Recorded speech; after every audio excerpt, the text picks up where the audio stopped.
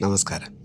The next few videos will act as a prequel to the documentary series of Maharishi Agastyamuni. Having immersed myself into the world of Agastyamuni for the last 4 years, I would describe him and his work as galactic.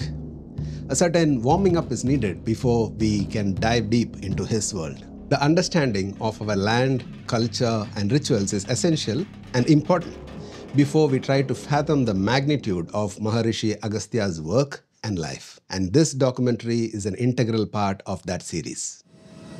On my way to Indonesia to research and film on Maharishi Agastya, I stopped in Singapore. Why Singapore? I was meeting Acharya Sriji to interview him about a different documentary on Karupar Swami, a Grama Devata. After meeting me at an old Hindu temple in Singapore, Sriji took me to a Chinese shrine. It was the time of the Hungry Ghost Festival. I was literally taken aback to see our Grama Devatas in a Chinese temple. I thought Grama Devatas were restricted to the villages of Bharat. Now, I was puzzled and intrigued seeing Karupar Swami and Munishwaran in a Chinese temple in Singapore. After 3 decades of study and research, I thought I had somewhat understood how and why the Hindu kshetras or the temples were created and how we can benefit from them. Now entering into the realm of the Grama Devatas seems to shake up my conclusions and opinions that I had about them.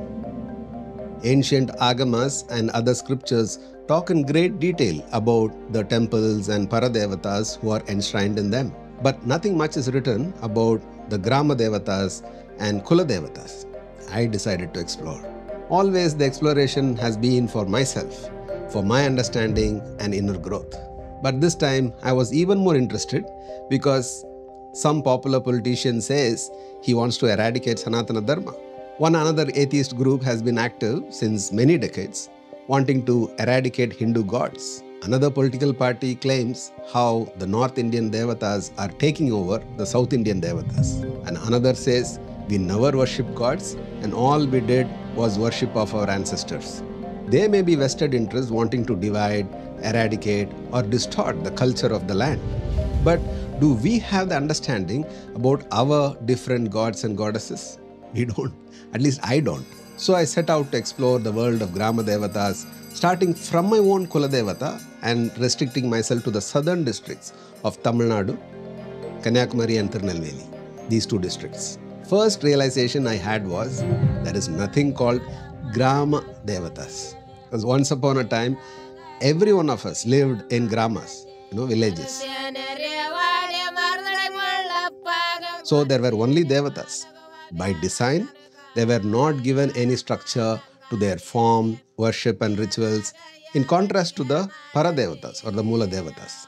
Both Western and Indian scholars have used terms like pagan worship, folk deities, demigods and so on with a connotation of sidelining or demeaning these Devatas, just because they could not box them into categories nor understand their functioning. So here we will refer to them as Grama Devatas, means village deities. What the great scholars from West have bestowed upon us with all their benevolence upon us, a title called folk traditions, right? We have to accept and live with it. But these are the traditions that shaped our psyche. As humans, we evolved from these traditions. just because it's not accessible to them anymore, nor can their ken and intelligence have ability to penetrate the truths of this, the dynamism of this. It's easy for them to just push them under folk traditions. Right? Where and how did the worship of Grama Devatas originate? Was it the fear of the unknown? Or were they bowing down to everything because they saw all as profound and sacred? Some say it is the worship of the elements in nature from where this originated. Will it be possible for us to even narrow down to one particular origin story? There is nothing literally mundane. Everything is sacred. In that, they believe very strongly, the communities. There are forces that are protecting us from the forces which are coming from unknown. We don't know what is there beyond. It could be, so the unknown was represented because through forest, the edge of the forest and the village, what we call in Telugu Polimera. So there they used to light up lamps so that the edge, and then beyond those lamps is full darkness. And beyond that darkness, inside is full mystery. There is only unknown. You go into that and you walk into that. You are walking into unknown. So this is the sense of fear of unknown. And then you are coming into your habitat where you reside.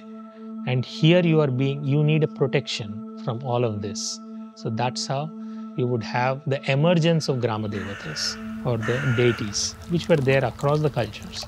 And you would worship those deities. Those deities would have specific demands and nature, what they like, what they love. And if it is a deity, something that is residing nearby a pond might like fish as an offering.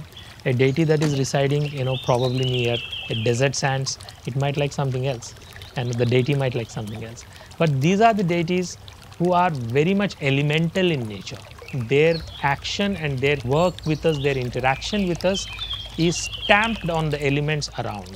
நெருப்பு தண்ணீர் இந்த ரெண்டும் இருக்குல்ல, இந்த ரெண்டும் நம்முடைய பண்பாட்டோட ரொம்ப நெருக்கம். உதாரணமாக சாஸ்தா கோயில் சப்தகன்னிகைக்கு சாஸ்தாவுக்கு வழிபாடு எங்கே இருக்கும்? எங்கே பார்த்தாலும் நீங்கள் ஒரு ஊத்துலேயோ அல்லது ஒரு ஆத்தங்கரையிலையோ ஒரு நீர்நிலையினுடைய அருகாமையில் தான் இருக்கும். எல்லாமே தண்ணீரோடு சம்மந்தப்பட்டு தான் நமக்கு நம்ம பண்பாடு இருக்கும். பழைய சங்க காலத்து கூட வழிபாட்டோடு பார்த்தோன்னா தண்ணீரோடு சம்மந்தப்பட்டிருக்கும். நெருப்பு வேற ஒரு கல்ச்சர், வேற ஒரு பண்பாடு நமக்கு வரப்பட்ட சமயத்தில் அந்த நெருப்போடு சம்மந்தப்பட்டு, இந்த நெருப்போடு சம்மந்தப்பட்டதுனால பின்னால் வரப்பட்ட இந்த கதைகள் பூரா இது உருவாகும். Wind is blowing pleasantly, oh deity is happy.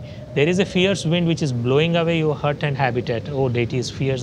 Have we made any mistake in worshipping the deity? This is the level of intuitive sense of connection and inextricability that the communities lived with these deities. Right? From this psychological space, the Grama Devatas would come. And it is not hypothetical. You might not be able to prove all of this in the empirical way, taking in the laboratory. That would be the stupidity of a human to do that. And there is no greater deity than the Grama Devata who is really invested in the well-being of the whole village. My children, I should take care of them. And somebody else has fallen ill. Oh, that means some force has entered the village. So I need to give them a sign so that they do certain activity in order to appease, in order to control. Grama Devatas' interaction with the villagers as like a mother who is taking care of so many children. This is the level of intimacy that the Grama Devatas would have. Is the tradition of Grama Devatas an Indian thing? If it was only here, then that can be categorized as whims and fancies of a particular group of people, right? So let's find out if the imprints are there in other parts of the world. And if there are, how similar are they to each other? This was, of course, across the cultures, across the globe. You would have shamanism of its own nature everywhere. This did not need texts. All this was a primal instinct of an individual or a community as a humanity, that what they perceived as sacred and how they built their lives around sacred. Mircea Eliade, his name is, he would write in his book Sacred and Profane. For the ancient human, he calls them homo religiosus, means by default they are religion oriented. Without religion they cannot live. They have taken birth not in a mundane world. They have taken birth in a world filled with the meaning and myth of that particular culture. So you take that away from them, you are just taking away the whole meaning and purpose of their life. The oracle tradition, the process where the Devata descends onto the medium and acts and speaks, is something that I have watched it right from childhood. My paternal grandfather used to be the oracle for our Kuladevi, Muttaram. I have witnessed how my 80-year-old grandfather, as an oracle, would be running around doing things which was normally impossible because of his age, health, and physical disabilities. So I knew that phenomenon was true. And even now, still, I don't have a logical explanation to it. I wanted to know if this is confined only to Bharat. The original tradition for most of the indigenous populations, wherever they might be, and I've met oracles from the African traditions, voodoo, the Chinese traditions, and all of them more or less have said the same things. It's more or less the same devatas. The forms might differ, but the archetypes are still the same. ஆப்பிரிக்கனுடைய ட்ரைப்ஸினுடைய ஒர்ஷிப்பை பற்றி Ruth பெனடிக்னு சொல்லிட்டு ஒரு பொம்பளை வந்து collect பண்ணியிருக்காங்க. அவள் தான் உலகத்தில் வந்து இந்த விஷயத்தை வந்து தியரட்டிக்கலாக சொல்லுவாள். அவங்க வந்து இந்த பேட்டர்ன்ஸ் ஆஃப் கல்ச்சர்னு ஒரு புத்தகம், பண்பாட்டு கோலங்கள். அதில் என்ன சொல்லுவாங்கன்னா, கடவுள் வந்து கடவுளுடைய அருள் வந்து பூசாரிக்கோ மந்திரவாதிக்கோ வைத்தியனுக்கோ ட்ரான்ஸ் ஆகும். இப்படி ட்ரான்ஸ் ஆகப்பட்ட சமயத்தில் இவன் வந்து அந்த தெய்வத்தினுடைய சக்தி இவனுக்கு வந்த உடனே இவன் வந்து அபிநார்மலாக மாறுவான். அப்படி மாறப்பட்ட சமயத்தில் இவன் வந்து ஆட ஆரம்பிப்பான், அல்லது குறி சொல்ல ஆரம்பிப்பான், அல்லது தன்னை தெய்வமாக பாவித்து கொண்டு அவன் சில நிகழ்ச்சிகள் நடத்துவான், செய்கைகள் வந்து செய்வான்.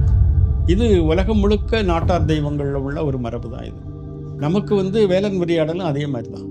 இதில் வந்து சில விஷயங்கள் வந்து ஒரு சூப்பர் நேச்சுரல் எலிமெண்ட் மாதிரி இருக்கும். இதை இப்போ நான் பார்த்த சில செய்திகள் பார்த்துருக்கேன். இரும்பு சங்கிலி இருக்கும். பாபநாசத்தில் பார்த்தேன், சுருமித்தையம் கோயிலில் ஒரு தீயில் போட்டு இரும்பு சங்கிலி நல்லா கொதிக்கும், அதை தூக்கி அப்படியே மேலே தூக்கி போடுவான். நார்மலாக நம்ம போட முடியுமா? கொதிக்கப்பட்ட வெந்நீரில் நீங்கள் வந்து கையை போட்டு மஞ்சள் நீரை வந்து எடுப்பாங்க, எலுமிச்சம்பழத்தை எடுப்பாங்க, கொதிக்கப்பட்ட எண்ணெயில் வந்து பண்ணுவாங்க. இந்த மாதிரி உள்ள விஷயங்கள் முன்னாலேயே இருக்குது, பழைய காலத்திலேயே இருக்குது. இப்போ இன்றைக்கி வந்து கேரளத்தில் இருக்குது, தெய்யம்னு ஒன்று இருக்குல்ல, அந்த தெய்யம் வந்து இதனுடைய வேறு வடிவம் தான். If you travel to Japan, you would find Shinto religion there. There you would find great deal of resonance with our Taiyam, with our Grama Devatas. So these practices, what we call non-textual practices and shamanistic, they are so one with the nature, one with this tree, one with that, that stone, one with everything else. Everything spoke to them. They spoke to everything. And there was a centrality to there.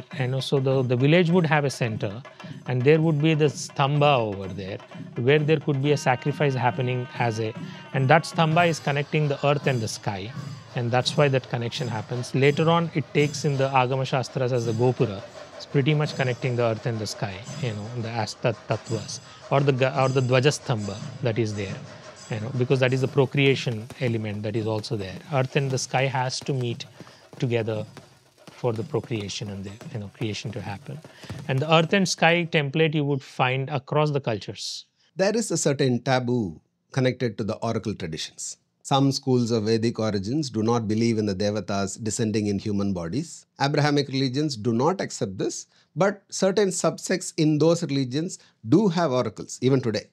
I used to be intrigued by the sorcerers, the wizards and witches and the druids, especially when a whole movement of killing witches happened in Europe, and even today, the word witch carries a negative connotation. I wanted to understand about the oracle tradition. Who better than Acharya Shriji, who himself was an oracle for more than 10 years?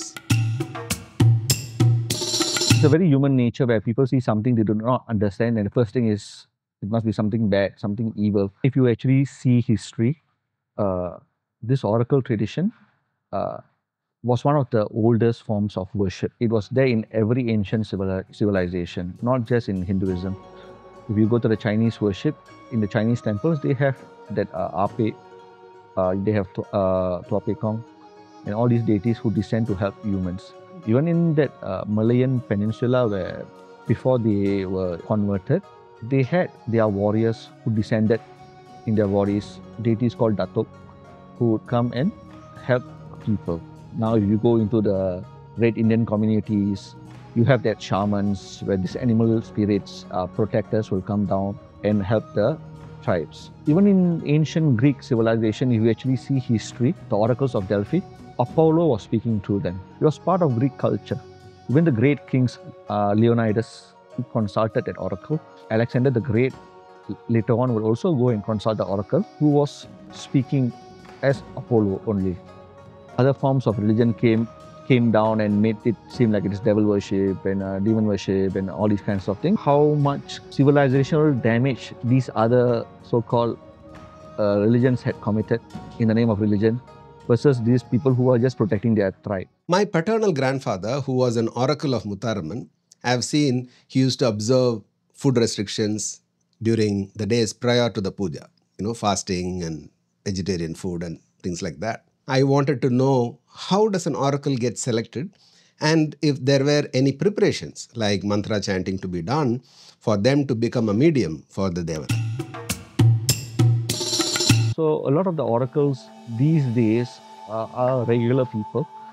Their Shakti has been given to them by their guru, who was also given that Shakti by their guru. It was like, it's just a transfer of Shakti. Their oracle has to get his body ready by taking Virata for 48 days.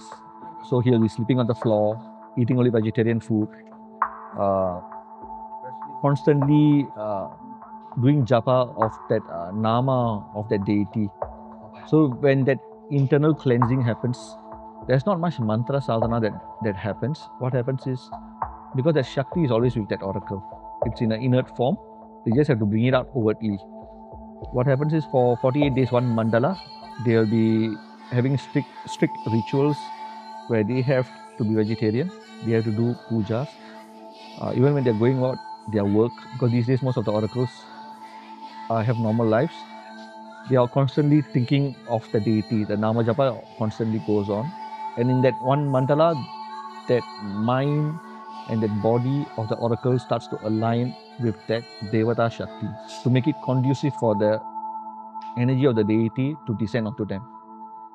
I have witnessed my maternal side grandfather do exorcisms and also invoke devatas into people, which I share in my Tata Talk series. So there is a complete contrast to witnessing one who is possessed by a ghost, a deceased being, and one who is taken over by a devata. It is difficult to articulate the differences, but for those who are in person witnessing it, the differences are like fire and ice. On this topic of deceased beings or dead people, there is a certain narrative among both the believers and the non-believers that these Grama Devatas have their origins in the dead ancestors. Because someone gave up their life fighting for and protecting the village, they were given the Devata status. And it is said that's how Grama Devata worship started. So I put this question to them. ஒரு ஊர்ல ஒரு சிறப்புமிக்க ஒரு விஷயத்தை பண்ணிட்டு அவர் தெய்வமா மாறிடுவார். ஒரு காவல்காரன் தெய்வமா மாறுவார். ஒரு சமுதாயத்தில் ஒருத்தர் அற்புதங்கள் பண்ணா அவர் இறந்து போனா தெய்வமா மாறுவாங்க. இடுகள் நடுகள் அந்த வழிபாடுகளும் உண்டு. தொல்காப்பிய காலத்திலிருந்தே நமக்கு தொடங்கலாம். முக்கியமான நடுகள் யாருக்கு நடுகின்றார்கள் அப்படின்னா, போர் செய்து போரில் மடிந்த வீரர், சமூகத்துக்காக மடிந்தவன், விலங்குகளை கொன்று மக்களை காப்பாற்றியவன், இவர்களுக்காக நடுகள் நடக்கப்பட்ட ஒரு வழக்கம் இருக்கு. சங்க காலத்தில் அதை பற்றி நிறைய குறிப்புகள் வருது. கணவன் இறந்த உடனேயே மனைவி அவனை எரித்த தீயில் விழுந்து மாய்ந்து போதல் அப்படின்னு சொல்லப்பட்ட ஒரு வழக்கம் இருக்குல்ல. அப்படி இறக்கப்பட்ட பெண்ணுக்காக கோயில் எடுப்பாங்க, சிலை எடுக்கான். அதுபோல தீப்பாய்ந்த அம்மன், யாரெல்லாம் தீயில பாய்ந்திருக்காங்கன்னா, திரௌபதியெல்லாம் தீயில ரூபம், திரௌபதி சீதை தீயில பாய்ந்தா. ஆனால் அதெல்லாம் முன்னாடி உள்ள விஷயம். பின்னாடி மனிதர்கள் யாரு தீயில பாய்கிறாங்களோ தீப்பாய்ந்த அம்மன். நிறைய சூழி, அதாவது வயிறு நிறைய புள்ள உண்டாகி குழந்தை பிறக்கக்கூடிய தருவாயில் அந்த பொண்ணு இறந்து போனால் பூமியில் வச்சுட்டு அந்த ஒரு பானா வடிவில் ஒரு கல் வைக்கிற, சுமை தாங்கி கல் வைக்கிற வழக்கம் கூட இருக்குது. அந்த கரண்ட புராணத்துலேயும் இதே விஷயந்தான். ஃபோக்கில் என்ன இருக்கோ அது கரண்ட புராணத்துலேயும் இருக்கும். அதில் செத்து போனவனை பிரேத ஜென்மம் அப்படின்னு தான் சொல்லுவான். அதில் உதாரணமாக ஒரு கர்ப்பிணி செத்து போன என்னன்னு கேள்வி கேட்கா. கர்ப்பிணி செத்து போனான்னா அவள் பிள்ளை எடுத்துக்கிட்டு இடுப்பில் தூக்கி வச்சுக்கிட்டு அவள் பல இடங்களில் உலாவி கொண்டே இருப்பாள், அலைஞ்சிக்கிட்டு இருப்பா, அவளுடைய ஆசை தீராது. ஆனால் பிள்ளையை தனியாக பிரிக்கணும் அப்படின்னு இது நமக்கு ஃபோக்கில் வந்து இருக்குது. இறந்தவனுக்காக கல் எடுப்பது அப்படிங்கப்பட்ட ஒரு கான்செப்ட் சங்க காலத்திலிருந்து இன்னைக்கு வர 2021 இன்று வரை வந்து ஆகஸ்டில் வரை இருக்குது. கழுன்னு சொல்லப்பட்டது ஒரு ஆயுதம், கொலை கருவி. சிலுவை இருக்குல்ல, சிலுவை மாதிரி ஒரு கொலை கருவி. முந்தின காலங்களில் என்ன செய்வாள்னா, குத்தஞ்செய்தவனை வந்து அப்படியே தூக்கி வச்சு நீள ஊச்சி முனியில் வந்து ஒரு கம்பி நட்டுருப்பாங்க. மேல் பகுதி வந்து ரொம்ப பாயிண்டாக இருக்கும், கீழே வந்து ரொம்ப ஸ்ட்ராங்காக நட்டுருப்பான். அப்படியே 2 காலையும் தூக்கி ஆனஸ் வழியாக அவனை அப்படியே சொருகி மேல் பகுதி உள்ள மேல் வந்த உடனே நிறுத்திடுவான். இவன் சாகவும் மாட்டான், அதே சமயத்தில் சித்திரவதை பற்றிக்கிட்டே இருப்பான்.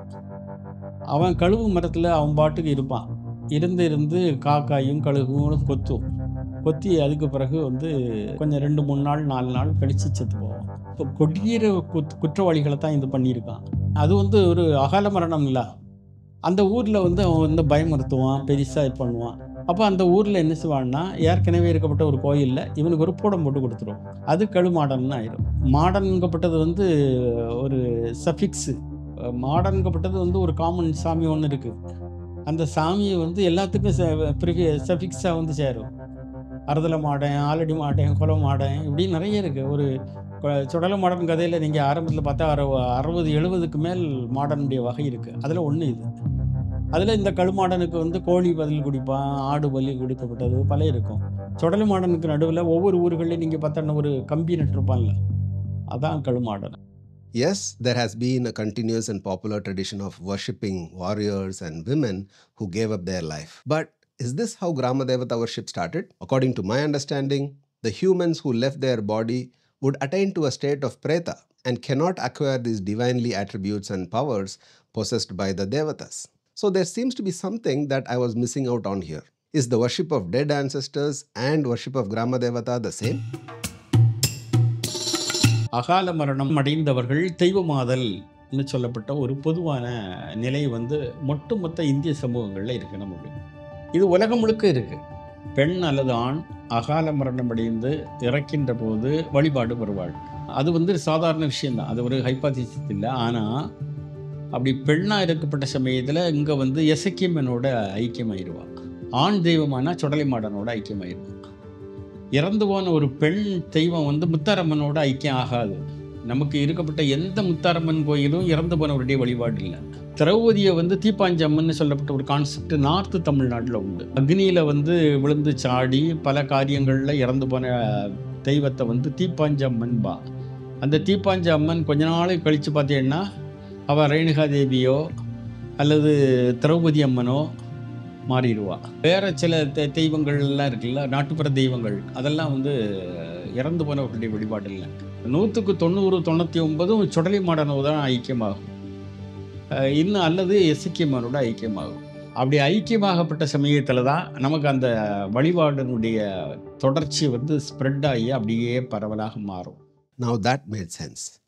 Any preta who has died of akala mrityu, a sudden death, wanders around because their time on earth is not complete yet. When they are given a place in a specific Grama temple, when the time comes, they merge with Agastyamuni or Sudalai Madan. Till their time of merging happens, they are given offerings and puja by the family. Sometimes if there is nobody to tell if the merging has happened, they continue to do the rituals for the departed. Even now, there is this tradition of giving sari, bangles and those things to a unmarried girl in memory of some deceased unmarried female in the family. Sometimes this runs even for a few generations. Now, let us look at who are the actual Grama Devatas. Why are there so many in number? To an extent that they are said to be in millions. So as not to be overwhelmed by the numbers, let us look at a few from South Tamil Nadu districts. ஒரு ராஜா உலகத்தை ஆள்றார், இன்னொரு ராஜா இன்னொரு தேசத்தை ஆள்றார் வச்சுப்போம். எல்லா தேசத்தையும் சிவபெருமான் ஆள்றார். ஆனால் ஒவ்வொரு ஊரை, ஒவ்வொரு குறிப்பிட்ட இடத்த ஒவ்வொரு தெய்வம் ஆளுது. அந்த சிறு தெய்வங்களும் தெய்வத்தினுடைய குழந்தைகள் தான், அவங்க வேறு யாரும் இல்லை. கிருஷ்ணனுடைய அம்சமாக இருக்கக்கூடிய கருப்பு சுவாமி அப்படின்னா கருப்பு நிறத்தில் இருப்பார். இப்போ சமீபத்தில் ஒரு நீல நிறத்தில் வர்ணம் பண்ணுவாங்க. அதுவெல்லாம் கொண்டையெல்லாம் போட்டுண்டு ஆஜானுபாவ கட்டுமஸ்தான தேகத்தோட, வலது கையில் பெரிய வாள் அல்லது பெரிய அரிவாள், இடது கையில் கதை, அப்புறம் ஆணிச்செருப்பெல்லாம் போட்டுண்டு அவர் பிரம்மாண்டமாக இருப்பார். அவருக்கு ஒரு குதிரை உண்டு, நீல நிற குதிரை, சமயத்தில் வெண்ணிற குதிரை உண்டு. அவர் இந்த சாஸ்தாவுக்கு காவல் தெய்வமாக வருவார். சுடலை மாடன், அது எல்லா கிராமங்கள்லையும் சுடலை மாட வழிபாடு பிரமாதமாக இருக்குது. நிறைய அருள் பண்ணுறாரு. இன்னைக்கு சுடலை மாடனுக்கு ஒரு முக்கியமான ஸ்தலங்களை ஒரு 4-5 சொல்லலாம். ஒன்று சீவலப்பேரின்னு சொல்லி, அதுவும் அகத்தியர் சம்பந்தம் இருக்குது. எந்த ஊரை சொன்னாலும் அகஸ்தியர் சம்பந்தம் இல்லாத ஊர் இல்லை. அந்த ஊரில் அருமையான ஒரு சுடலை மாட சுவாமி, சீவலப்பேரி மாடன்னு சொல்கிறது. அந்த சுவாமியினுடைய ஆலயத்திலேருந்து பிடிமண் எடுத்து எண்ணற்ற சீவலப்பேரி சுடலமாட சுவாமி சென்னை வரைக்கும் உண்டு. சுடலமாடனுடைய பூர்வீகம் கேரளான்னு கூட சொல்லுவாங்க. கேரளாவிலேருந்து இந்த காணி புலம் அந்த கதைகள்லாம் பில்லி இசை மூலமாக மக்களிடத்தில் நிறைய கொண்டு சென்று இருக்காங்க.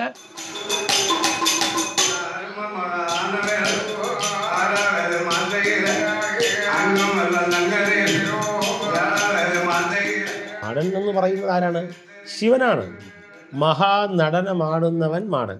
അതാണ് മാടൻ തമ്പുരാൻ. ചുടല മാടനെന്ന്, ചുടല സാന്നിധ്യം, അതായത് ശ്മശാന സ്വാമി. അങ്ങനെ ഈ ശിവനെ എന്ന് പറയുന്നത് മാംസാഹാരം കഴിക്കുന്ന ഒരു വർണ്ണനയാണ്. കാട്ടാളനാണ്, ചണ്ടാളനാണ്. എല്ലാ ഭാവങ്ങളും വാമദേവൻ, തൽപുരുഷ, ഈശാന, മഹോര, രൗദ്രം, അങ്ങനെ 5 ഭാവങ്ങളാണ് ശിവന് സങ്കല്പിക്കുന്നത്. അപ്പോൾ അതിന് രൗദ്രമായിട്ടുള്ള ഭാവങ്ങളെയാണ് தம்புரானாயிட்டு சங்கல்பிக்கிறது. சுடலை மா ஆடன்னு சொல்றது. சுடலை அப்படின்னா மயானம். மயானத்துல மகா ஸ்மசானம்னு சொல்றது. அங்க எரிந்து கொண்டு இருக்கக்கூடிய அல்லது பஸ்மமாக்கப்பட்ட, அவராலே பஸ்மமாக்கப்பட்ட, விபூதியாக்கப்பட்ட அந்த உடம்பிலால சேர்ந்த அந்த சாம்பலெல்லாம் பூசிக்கிறார். அவர் மகா ஸ்மசான மூர்த்தி. மகா ஸ்மசானம்னா உலகமெல்லாம் ஒடுக்கிற பொழுது சுவாமியுடைய நடனத்தினால அத்தனையும் விபூதியாக்கப்படுது. அங்கே பித்து பிடிச்சது போல தலையெல்லாம் விரிச்சு போட்டு கழுத்தெல்லாம் கபால மாலை போட்டு பிரம்மாண்டமாக ஆடின்னு இருப்பார். யாரும் பார்க்க முடியாது. பிரளய பிரதோஷம்னு சொல்லுவாங்க. அந்த ஒடுக்கத்தை யாரும் பார்க்க முடியாது. அதான் சுவாமி ஆடக்கூடியது. அடுத்தடுத்து ஒவ்வொரு பிரளயம் இருக்குது. அப்படி அந்த சுவாமி கோபத்திலேருந்து பல கோடி ருத்ரர்கள் வந்தாங்க. அந்த கோடி ருத்ரர்லேருந்து கோடி கோடி பேர் வந்துட்டாங்க. இது என்ன இப்படி சொல்கிறது அப்படின்னா, கோடின்னா ஒரு முடிவுன்னு அர்த்தம், கோடின்னா ஒரு தொடக்கம்னு அர்த்தம். ருத்ரர் சிறந்த அனுமன் திருப்புகழில் வர்றது போல அனுமான் கூட ருத்ராம்சம். அதுபோல் ஒரு சுடலையும் அந்த ருத்ரர் ஒரு சக்தியே, ஒரு கலையே. அப்போ அந்த சுடலை ருத்ரனுடைய கலையாக அம்சமாக இருக்கிறதுனால கேட்குற வரத்தெல்லாம் கொடுக்கும். இப்போ சுடலிட்டு போய் ஏதாவது வேண்டினோமானா சுடலை சிவனை அப்படியே பிரார்த்தனை பண்ணுது, ருத்ரனை பிரார்த்தனை பண்ணுது. தனக்கு மேலே உள்ள சக்தி. இப்போ நாம் ஏதாவது இங்கே உள்ள அவங்கள்ட்ட அதிகாரிகிட்ட கேட்டால் அவங்க மேலதிகாரியை தொடர்பு கொள்கிறாங்க, அவங்க மேலதிகாரியை தொடர்பு கொள்கிறாங்க. ருத்ரன் இருந்த அருளை வாங்கி சுடலை நமக்கு கொடுக்குது. சுடலையும் அவ்வளோ சக்தி வாய்ந்தது. At that point of time, a very popular Devata called Munishwaran. This form of Devata is considered like a guru form of Shiva, who comes down and descends down into the oracle and advises the community. There are many kinds of Munishwarans, Jadamuni, Rajamuni, Mahamuni. அது ஒரு அருள் வாய்ந்த ஒரு பெண் தெய்வம். இசைக்கு இயக்குதல், அதுக்கு கேரளாவில் இயக்கின்னு சொல்லுவாங்க. இன்னும் சம்ஸ்கிருதத்தில் இன்னும் போனோம்னா யக்ஷிம்பாங்க. கேரளாவில் நிறைய தலங்களில் யக்ஷின்னு அதுக்கு சன்னதி இருக்குது. இந்த யக்ஷியே இயக்கி இசக்கி ஆகும். அதனால் இங்கெல்லாம் நாகர்கோவிலேருந்து திருநெல்வேலி, மதுரைக்கு உட்பட்டு வரைக்கும் அந்த இசக்கியம்மனுக்கு சன்னதி இருக்குது. நமக்கு அவங்கவுங்க வழிபாடு பண்ணுறவங்கள இயக்கும். அது நிறுவன சமயத்திலிருந்து சில விஷயங்களை போக்கு எடுக்கவும் செய்யும். போக்கில் இருந்தும் நிறுவன சமயம் எடுத்துக்கிடும். நம்ம ஊரில் ஐயனார், ஐயப்பன், சாஸ்தா எல்லாமே ஒரே சாமியாயாச்சில் இருப்போம். சாஸ்தான்னு எடுத்துக்கிட்டேன்னா 2000 வருஷம் முன்னாலேயே நமக்கு சங்கப்பாடல்களில் வருது. சாஸ்தாங்கிறது ரொம்ப காமனான தெய்வம். அப்போ பேச்சியம்மன் ஒரு தெய்வம். பேச்சுன்னா சொல்லு. வாக்தேவத்தை சரஸ்வதி அவரிடம் ஒரு பல ரூபம் பிரியுது. ஒரு அசுரன் ஒரு இதாக மாதிரி, ஒரு குழந்தை மாதிரி இடையூறு பண்ணும்போது அந்த குழந்தைய எடுத்து மடியில் வச்சுட்டு, குழந்தைங்க நீங்கள் குழந்தை இப்படி செய்கிறாளேன்னு நினைக்கக்கூடாது. அந்த குழந்தை தீங்கு செய்யக்கூடிய ஒரு குழந்தை. அந்த குழந்தையினுடைய குடலெல்லாம் எடுத்து அவன் மாலையாக போட்டுக்கிறாளாம். இங்கெல்லாம் அந்த வடிவத்தை பார்க்க முடியாது. தஞ்சாவூர், கும்பகோணம் அந்த பகுதியில் ஒரு பேச்சியம்மனுடைய ரூபங்கள்லாம் அப்படி இருக்குது. இங்கெல்லாம் குழந்தைய கையில் வச்சுட்டு சாப்பிட முடியாவோ, கையில் வச்சுக்க முடியாவோ இருக்கும். குழந்தைகளுக்கு திக்குவாயி பேச்சு வரலன்னா நம்மளால வழிபாடு பண்ணலாம். We saw in that Viramakalima temple, there's Periyachamman, very, very powerful deity, protector of children. The Hindu culture, certain things are considered, in Tamil they call it Teetu, Sutak, Aushacha, things like that. where you're not supposed to worship a deity. So we have these restrictions. Example, there's a death in the family, a newborn child being born. In certain traditions, they have some restricted practices where women are not allowed to worship when they are having their monthly cycle. Agastyamuni is a goddess, a Grama Devata, who protects pregnant women and that child in the womb, where you cannot worship any other deities.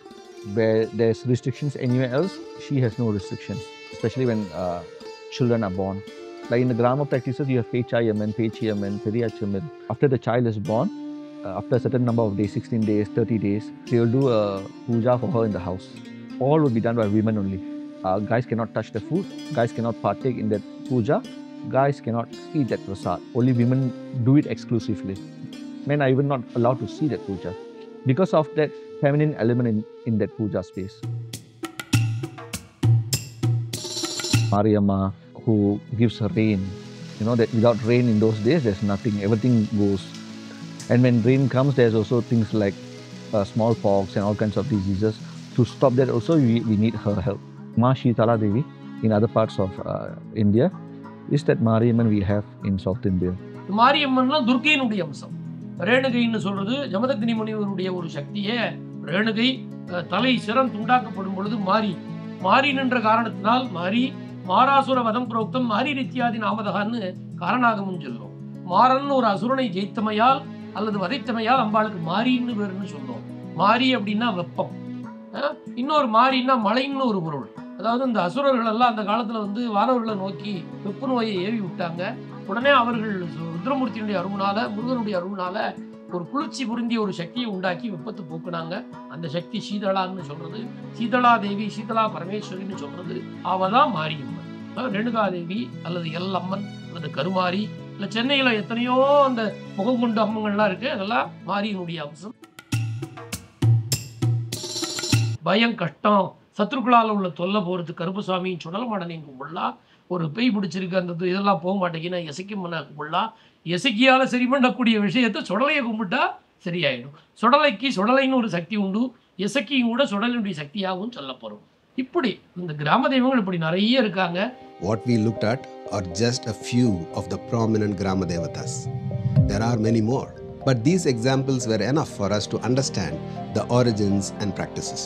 I also realized that there is not much demarcation between the Grama Devatas and Paradevatas in the context of their origins.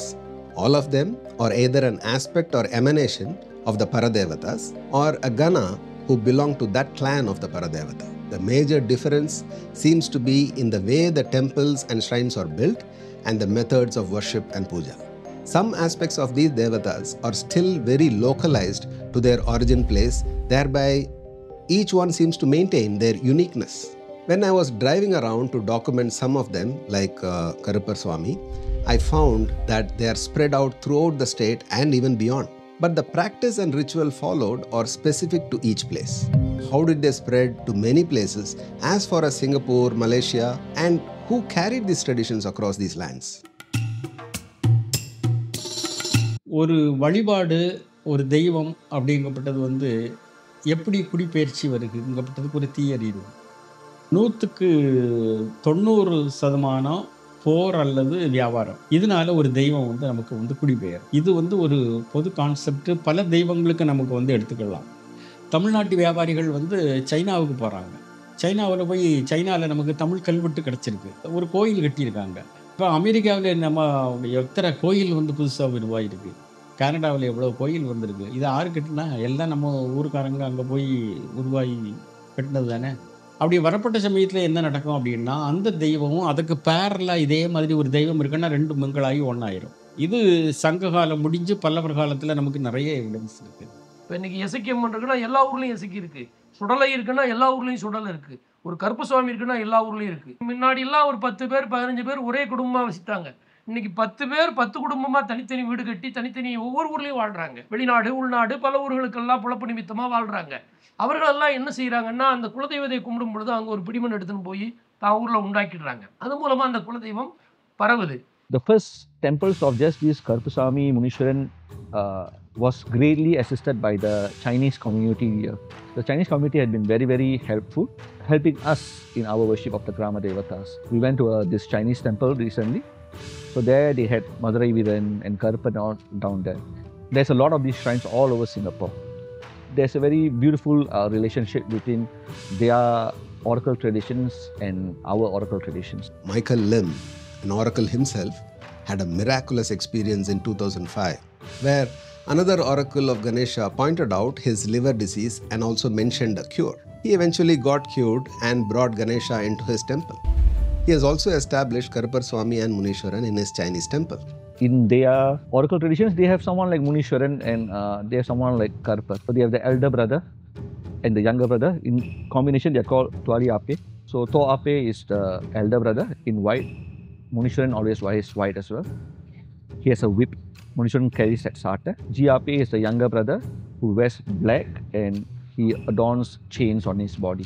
So they are very similar archetypes. I'm from Singapore. I'm born in 1975. And this year is my 50 years old, Chinese. So this is my place that I built the temple out since 1985. There's soldier and the water. You see behind over there with Pa Jia Jian. For us down here in Singapore, myself, I lay out in this position. And this is called earth. And that top is called heaven. And this is called human. We call in Chinese scale, Tian Di Ren. Why we have this Ganesha is because he saved my life. So in 2006, 2005, all the way until now, I carried Taipusang to bring him out. So I believe the Hindu God in this way. And second, without promise, without dismiss, every year I will go for a firewalk. I will do Kawadi for him. And then Ayah is actually a few years ago, we just placed up. Each of the Grama Devata I chose to document as different parallel projects led me back to Agastyamuni. There seemed to be a strong connection between the Maharishi and the establishment of Devatas across the land of Bharat. That exploration is for later. But for now, we want to know how did the rishis and yogis who we always connect to moksha and liberation get involved with the Grama Devatas. The rishis and the siddhas who went through the length and breadth of Bharat, who spread specific sadhanas of the Mula Devatas, mantra sadhana, tantra and all that, they also knew that that was not meant for everyone. The people who were in the villages, they had very specific needs. They were not looking for moksha, they were not looking for birth in a higher plane. They had primary needs like the crops should be well off, their children should have grandchildren, they should have vamsavritti, they should be protected from nefarious elements. They just needed very specific energies for them and they couldn't sit and like do hours of sadhana and things like that.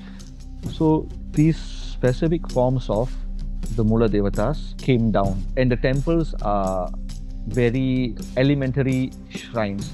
You don't have to do daily puja, you don't have to build a agama process where you have to build a kalash and all that. You don't have to call that Ashtadik Balakas to protect that space and all that.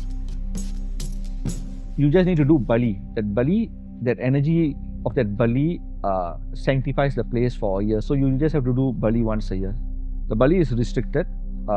It's not, you can do it anytime, any day that certain temples do these days. It's only once a year during the Tiruvalla where Bali is done.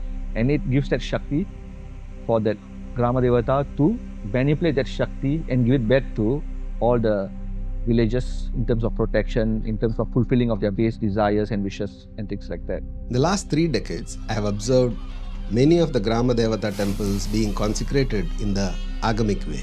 The whole Pratishtha process, a murti installed with a yantra placed beneath and the Ashtabandhanam is done and the Kalasha is placed on top and the Kumbhabhishekam happens. This is a very common occurrence these days. In some temples like this, after the Kumbhabhishekam or the Pratishtha process, the Brahmin priest continues to do puja in the Grama Devata temple. In some temples, the community person does the daily pujas. The reasons for this is many. One main reason is that the younger generations have become so busy with their 9-to-5 jobs or their businesses that they have moved away from their village. and there is not many who can come and do the pujas in their Grama Devata temples. So they appoint a Brahmin priest to conduct the offerings and pujas, which is good. Instead of the puja stopping because of lack of care from the community, at least somebody is maintaining it.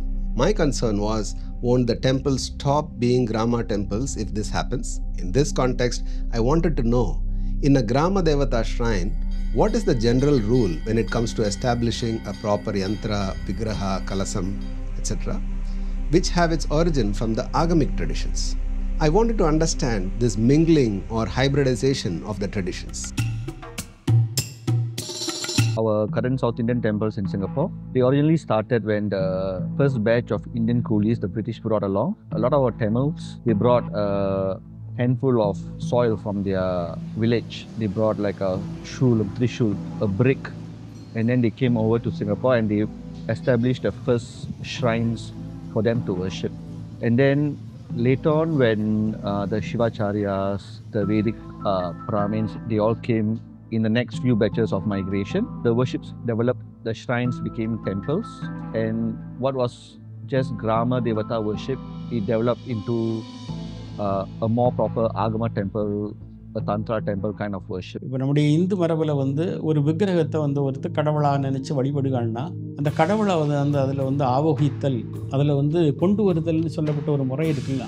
இந்த மரபெல்லாம் வந்து பல்லவர் கால கடைசியில் சோழர் காலத்தில் ஆரம்பமாகுது. அதாவது இன்னும் சொல்லப்போனால் 1000, 1100, 1200 வருஷத்துக்கு முன்னால் தான் அந்த மரபு வந்து நமக்கு வந்து உருவாகிருக்கு. ஆனால் நாட்டார் கோயில்களில் அது கிடையாது. நாட்டார் தெய்வத்திற்கும் இந்த நிறுவன சமயத்திற்கும் அடிப்படையான வித்தியாசமே தான். அதில் உங்களுக்கு பிரதிஷ்டை கிடையாது. நீங்கள் ஏதோ ஒரு வகை பிடிச்சி வச்சா பிள்ளையாருன்னு சொல்லப்பட்டது மாதிரி மண்ணை குவிச்சு வச்சுக்கிட்டு நீங்கள் சுடலை மாடன்னு உங்கள் பாட்டு வழிபாடலாம். கொஞ்சம் மணலை குவிச்சு வச்சுக்கிட்டு அதை வந்து ஒரு ஹரிசாண்டலாக ஒரு உருவத்தை வச்சுக்கிட்டு அதை நீங்கள் வழிபடலாம். இன்றைக்கி வந்து அது ஆகமங்களெல்லாம் வந்துட்டு சுமார் 200 வருஷம் முன்னாலேலாம் அப்படியெல்லாம் கிடையாது. That temple we went to, it's Veerama Kaliamman temple. She's a popular South Indian Grama Devata. But currently, even if you see the ornamentations and all that, they have Lalita Mahatripura Sundari on top. They have Sri Chakra. So it has developed into a Shakta Sampradaya kind of worship for her. But they still do retain the Grama Devata elements around the temple. மற்ற தெய்வங்களுக்கு பக்தனுக்கும் அந்த தெய்வத்துக்கும் நடுவில் வந்து ஒரு பூசாரி இருப்பான். இங்கே நாட்டார் தெய்வத்துக்கும் ஒரு பக்தனுக்கும் நடுவில் வந்து யாரும் கிடையாது. அந்த பூஜை செய்யப்பட்டவன் பிராமணர் அல்லாத அவர் வந்து பூஜை செய்வான். சடங்குகள் இல்லாத நிலை இருக்கும்.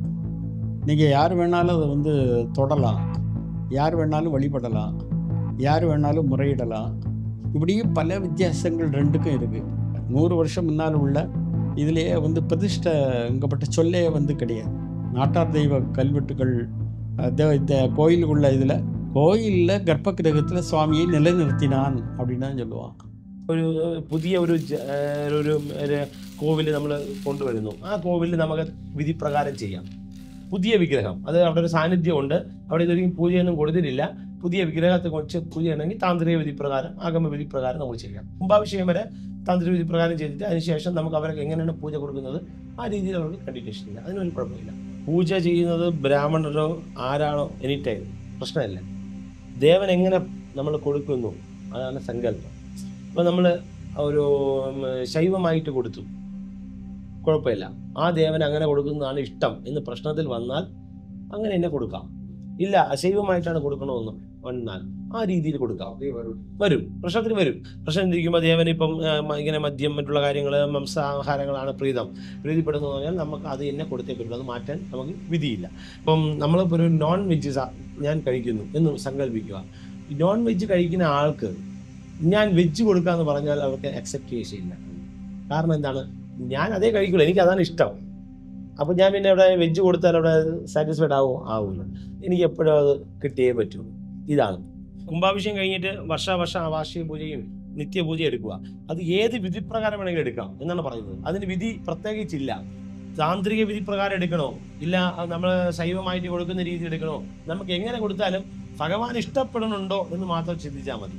I am not going to get into this lazy discussions or probably redundant discussions of whether Vedas emerged from an environment like this or whatever. It doesn't really matter, but Vedas gave us great knowledge.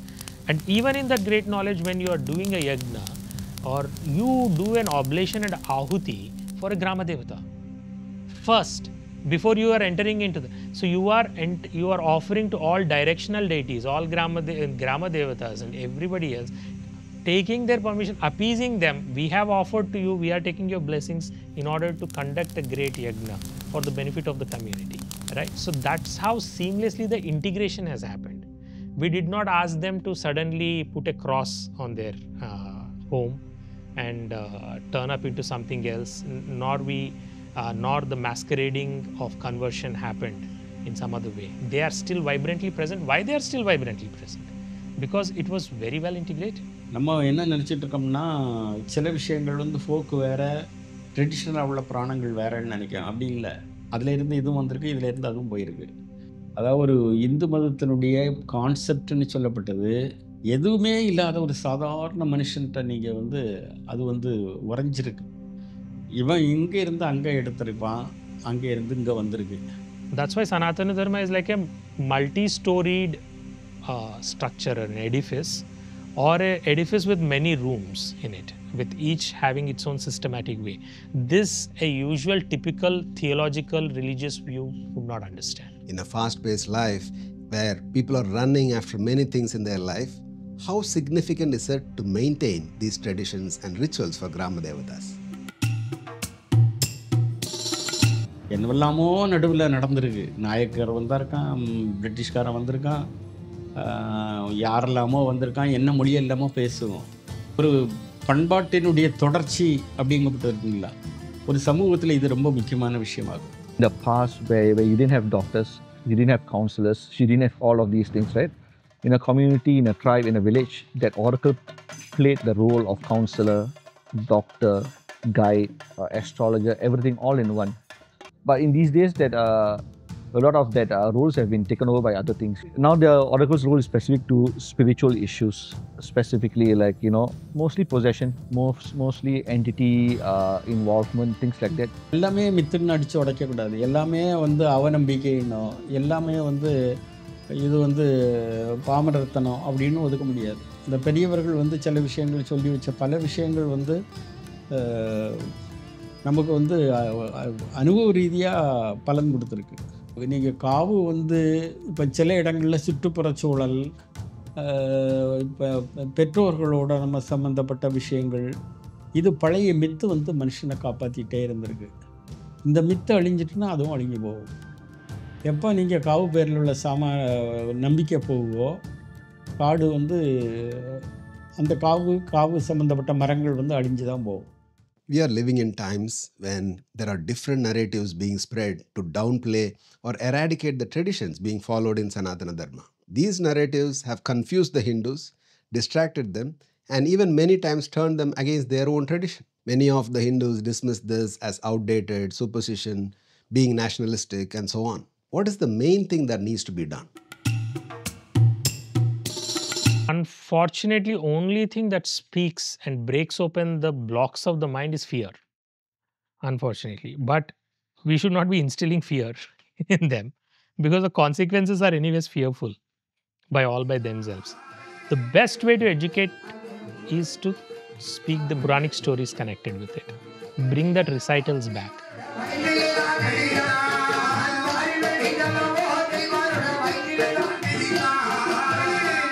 So what happened, what was taken for granted and never needed explanation, after a point in time when we entered into countering forces, where the explanation was needed, there was nobody to explain. And then that's what immediately led to the conversions.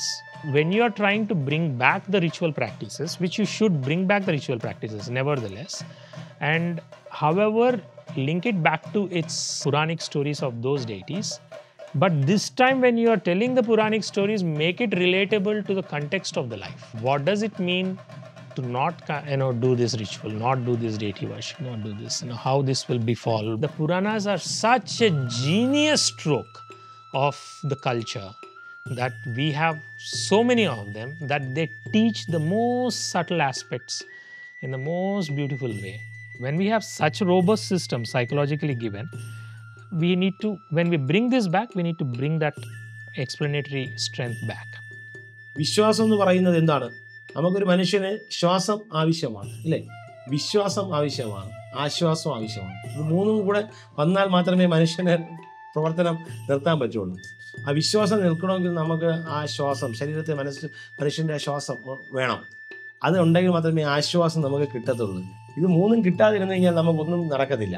ഇതാണ്. അപ്പോൾ അവിടെ നമ്മൾ ഒരു നല്ലൊരു ചൈതന്യം, നല്ലൊരു ഉണർവുണ്ടാക്കുക. ഇത്രയും ചെയ്തു കഴിഞ്ഞാൽ എല്ലാ ക്ഷേത്രങ്ങൾക്കും നല്ലൊരു ഉയർച്ചയും കാര്യങ്ങളും ഉണ്ടാകും. അതാണ് ദേവൻ്റെ സങ്കല്പം എന്ന് പറയുന്നത്. ദേവൻ്റെ സങ്കല്പമേ അതിനാണ്.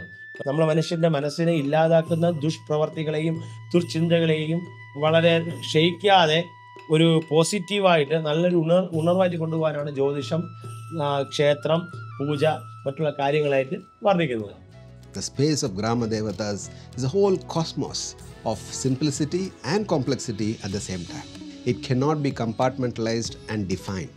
Each person's perception of it is bound to be different. The moment we define it, we will be imposing it on others. And above all individual opinions, the Devatas themselves are unfathomable. This attempt of mine is only a brief glimpse into the world of Grama Devatas in the southern districts of Tamil Nadu. The purpose is to showcase the different varieties of the Devatas, their various functionalities, and dispel some generally prevalent misunderstanding. You have to undertake your own exploration of your Kula Devata or Grama Devata of your village. It doesn't matter even if you are away from your native place of origin. Wherever you live, the place will have a Grama Devata. Make sure to go there, spend time there, participate in the rituals of the temple, and get to know them better. They are like your own parents, but you have lost touch with them. They are powerful entities who walk with us, sit with us, eat with us, and talk to us. In acknowledging them and seeking their blessing, our growth, transformation, and prosperity lies.